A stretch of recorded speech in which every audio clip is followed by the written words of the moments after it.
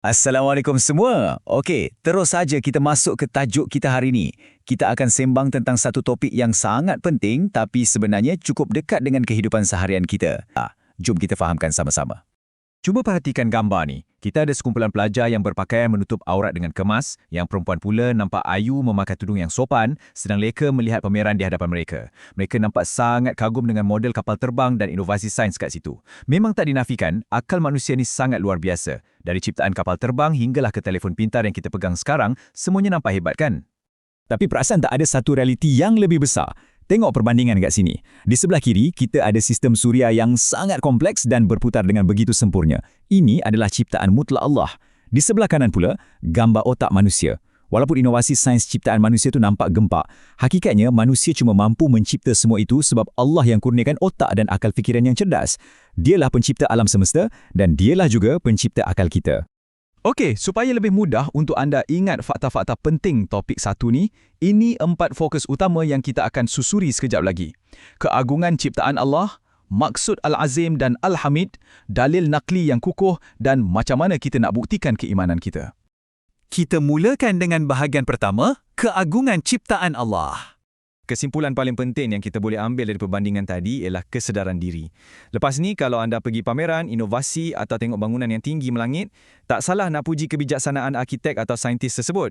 Tapi ingat, jangan berhenti di situ. Kembalikan pujian tu kepada pencipta sebenar yang berikan akal kepada mereka. Sehebat mana pun ciptaan manusia, ia takkan pernah boleh menandingi kehebatan dan infinitinya ciptaan Allah. Memang tiada bandingan. Okey, sekarang kita beralih ke bahagian kedua, iaitu memahami maksud Al-Azim dan Al-Hamid. Mari kita rungkai maksud yang pertama, Al-Azim. Senang je nak ingat ni. Al-Azim bermaksud Allah Maha Agung. Bila kita sebut Allah Al-Azim, maknanya keagungan Allah tu mengatasi segala-galanya.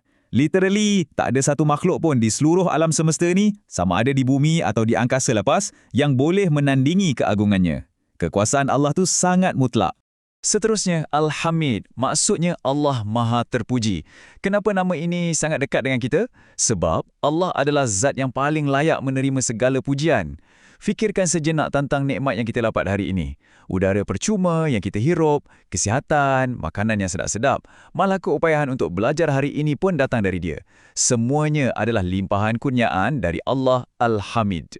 Baiklah, kita tengok pula bahagian ketiga. Dalil nakli yang kukuh.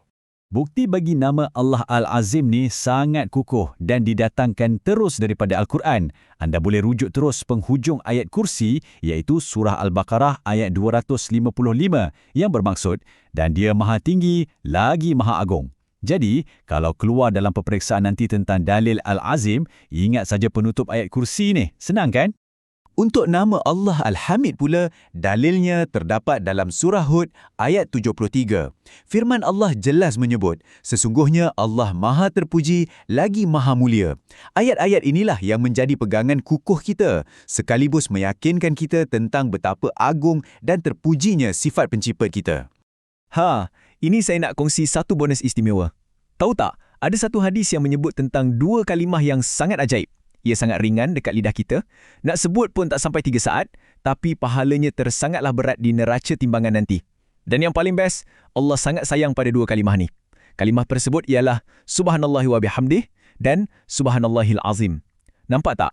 Ia gabungan puji-pujian dan keagungan kepada Allah. Sangat rugi kalau kita tak jadikan ini amalan harian kita. Masuk ke bahagian keempat dan terakhir, macam mana sebenarnya kita nak buktikan keimanan kita kepada Allah? Untuk pastikan anda tak lupa, saya dah susun formula ringkas untuk anda aplikasikan. Ingat saja peraturan 3 ini. 3 langkah utama untuk buktikan keimanan kita ialah taat, tawakal dan bersyukur. Kalau anda pegang erat 3 kunci ni, insya-Allah bukan sekadar peperiksaan, urusan kehidupan anda pun akan jadi jauh lebih mudah. Kita bedah satu persatu. Langkah pertama ialah taat. Maknanya, jadilah seorang hamba yang patuh.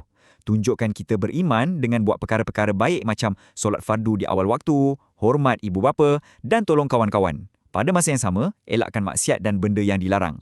Ini adalah bukti paling asas yang menunjukkan kita betul-betul mengagungkan perintah Allah. Langkah kedua, tawakal. Konsep ni sangat cantik sebab ia mengajar kita untuk menyeimbangkan usaha dan penyerahan bulat-bulat kepada Allah.